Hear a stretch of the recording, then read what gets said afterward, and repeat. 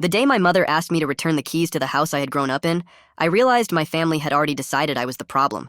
I was 27 and had been living with my parents for almost a year after my small business failed. I wasn't proud of it. I worked mornings at a warehouse and spent evenings applying for better jobs. My younger sister had just bought her first apartment with her fiancé. I was genuinely happy for her. I helped her move boxes and paint the living room. She kept telling me I would have my own place again soon. My parents said the same thing. Then my father had surgery. For 3 months, everything changed. I drove him to appointments, picked up prescriptions, cooked dinner, and sat with him when he couldn't sleep. I never asked anyone for money. I was struggling, but helping him mattered more. By the time he recovered, I had finally found a full-time job. It wasn't glamorous, but the salary was enough to start rebuilding. My first paycheck arrived on a Friday. I bought groceries, repaid some bills, and put the rest toward a security deposit. That evening, my mother hugged me and said she was proud. For the first time in months, I thought everything was getting better. 2 weeks later, my sister invited the family to dinner at her new apartment. I brought a small housewarming gift, a framed photograph of our parents when they were young. My sister placed it above her television. Dinner was normal until her fiancé started talking about money. He mentioned their mortgage. Then he looked at me. "So you're finally moving out?" I said I hope to find a place within the next month. He smiled. "Good. My fiancé shouldn't have to feel guilty whenever she buys something nice because you're still struggling." The table went silent. My sister told him to stop, but he continued. He said he'd heard I was borrowing money from my parents and had been living there long enough. I looked at my mother. She wouldn't meet my eyes. That hurt more than anything he said. I left early. The next morning, my mother called and asked me to come home after work. When I arrived, she was sitting at the kitchen table with my father.